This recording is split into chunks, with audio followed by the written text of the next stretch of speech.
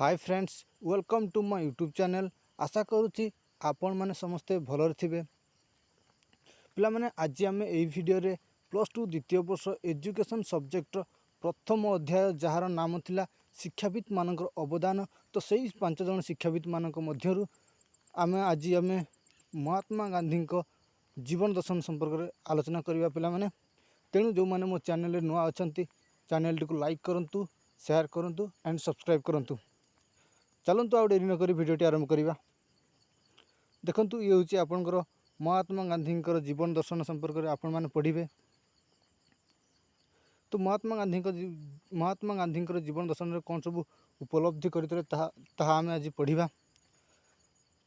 प्रथम पॉइंट देखु, ईश्वर को ऊपर प्रगाढ़ विश्वास रखुले। अर्थात महात्मा गांधी ईश्वर को ऊपर प्रगाढ़ विश्वास करुले। से सबु आदर्शवादी परी गांधीजी ईश्वर को ऊपर प्रगाढ़ विश्वास रही। ईश्वर सर्वव्यापी सर्वज्ञता, से होउचंती अदृश्य और समस्त मानवर शासनाधिकारी बोली कहते। से अर्थ क्या बुझाऊँ पे मैंने ईश्वर को बुझाऊँ। अर्थात से गांधीजी कहते जे ईश्वर होउचंती अदृश्य। अदृश्य अर्थ जहाँ आम आखि को देखा जाए नहीं। तो से होउचंती ईश्वर होउचंती अदृश्य एवं समस्त मानवर शासनाधिकारी बोली कहते। से होउचंती सत्य, अर्थात ईश्वर होउचंती सत्य, प्रेम, अंधार और आलोक बोली कहते। तांकरी इंगित रे यही पृथ्वीर समस्त प्राणी आत्मजात बोली कहते। अर्थात ईश्वर को इंगित रे पृथ्वीर समस्त प्राणी आत्मजात बोली कहते। किए ना महात्मा गांधी। अर्थात ईश्वर होउचंती स्रष्टा, विध्वंसकारी, प्रलयंकारी, सत्य, शिव, सुंदर बोली से कहते।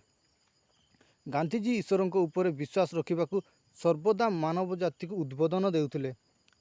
जीवन प्रकृत लक्ष्य होउची ईश्वर उपासना करवा। अर्थात से गांधीजी कहते जे जीवन प्रकृत लक्ष्य होउची ईश्वर उपासना करवा। तो आशा करछि पिला माने आपण माने बुझि जाइथिबे।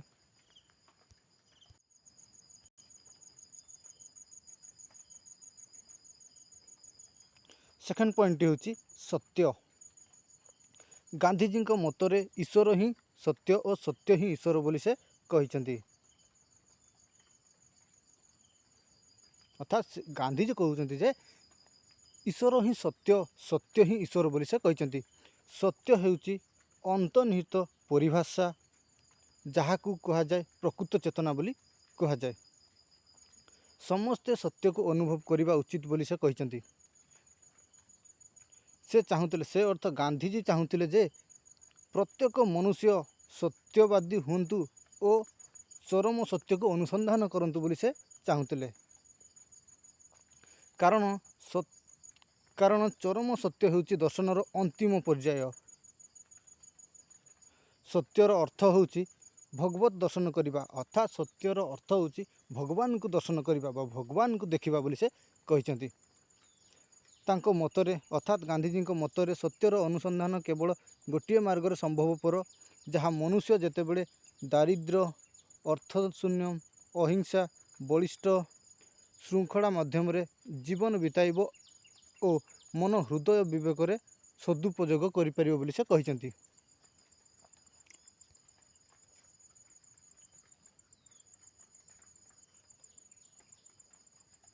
पॉइंट नंबर 3, अहिंसा।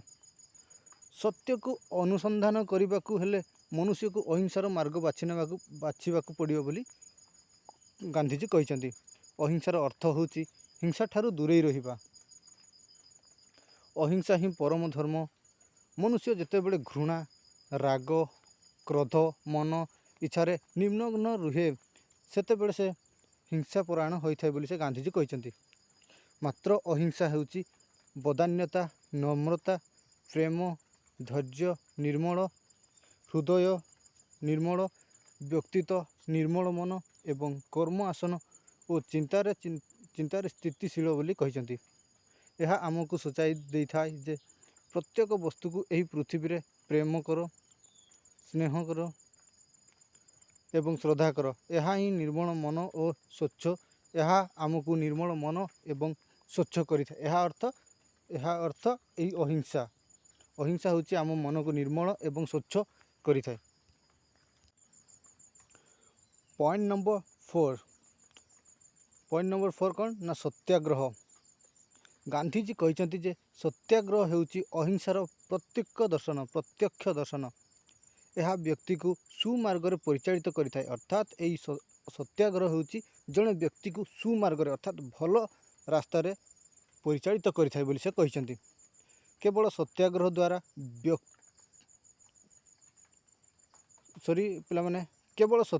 ଦ୍ୱାରା ବ୍ୟକ୍ତି ବିରାଜମାନ କରିଥାଏ।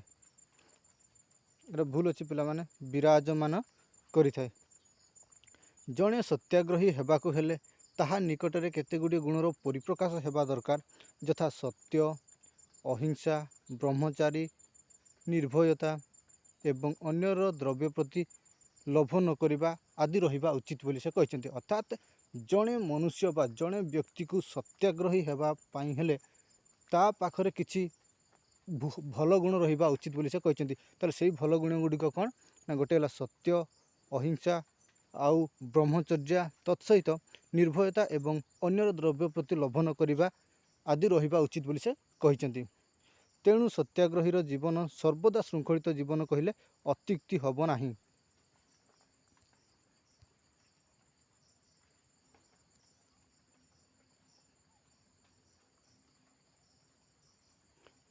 ପଏଣ୍ଟ ନମ୍ବର 5 ପ୍ରେମ। ଅର୍ଥାତ୍ ଗାନ୍ଧିଜୀ ତାଙ୍କର ଜୀବନ ଦର୍ଶନରେ ପ୍ରେମକୁ ମଧ୍ୟ ସ୍ଥାନ ଦେଇଥିଲେ। ତ ଗାନ୍ଧିଜୀଙ୍କର ମାନବ ସମାଜ ପ୍ରତି ଗଭୀର ପ୍ରେମ ଥିଲା, ସ୍ନେହ ଥିଲା ଏବଂ ଶ୍ରଦ୍ଧା ରହିଥିଲା। ମାନବର ନୈତିକତା ନିମନ୍ତେ ସ୍ନେହ ଏକାନ୍ତ ଆବଶ୍ୟକ ବୋଲି ସେ କହିଛନ୍ତି। ସ୍ନେହ ବିନା ନୈତିକତାର ଅର୍ଥ କିଛି ହୋଇନପାରେ ବୋଲି ଗାନ୍ଧିଜୀ କହିଛନ୍ତି। ସତ୍ୟ କେବଳ ପ୍ରେମ ସ୍ନେହ ଦ୍ୱାରା ଉପଲବ୍ଧ କରାଯାଇପାରିବ। ଉପଲବ୍ଧି କରାଯାଇପାରିବ ବୋଲି ଗାନ୍ଧିଜୀ ମତ ଦେଇଛନ୍ତି। ସେହି ସ୍ନେହ ଏବଂ ପ୍ରେମ ମାନବକୁ ଭଗବାନଙ୍କ ନିକଟକୁ ଟାଣି ନେଇଥାଏ ବୋଲି ସେ କହିଛନ୍ତି। ଏହା ସମସ୍ତ କାର୍ଯ୍ୟରେ ଶାନ୍ତି ପ୍ରଦାନ କରିଥାଏ। ତେଣୁ ଜୀବନକୁ କେବଳ ସ୍ନେହ ହିଁ ପିଛା କରିଥାଏ ବୋଲି ସେ କହିଛନ୍ତି। ପଏଣ୍ଟ ନମ୍ବର 6, ଯାହାକି ଆପଣମାନଙ୍କର ଶେଷ ପଏଣ୍ଟ, ତ ଆଧ୍ୟାତ୍ମିକ ସମାଜ ଗଠନ। ଗାନ୍ଧିଜୀ ଏପରି ଏକ ସମାଜ ଚାହୁଁଥିଲେ ଯେଉଁଠାରେ ସତ୍ୟ, ପ୍ରେମ, ନ୍ୟାୟ, ଅହିଂସା, ଭକ୍ତି ସର୍ବଦା ବିରାଜମାନ ହେଉଥିବ ବୋଲି ସେ କହିଛନ୍ତି। ସେହି ସମାଜ ସଂକୀର୍ଣ୍ଣ ରାଜନୀତି, ଅର୍ଥନୀତି ଓ ସ୍ୱାର୍ଥନୀତି ଠାରୁ ବହୁ ଦୂରରେ ରହିଥାଏ ବୋଲି ସେ କହିଛନ୍ତି। ତେଣୁ ଗାନ୍ଧିଜୀ କହିଛନ୍ତି ଯେ ମାନବ ସେବା ହିଁ ଈଶ୍ୱର ସେବା।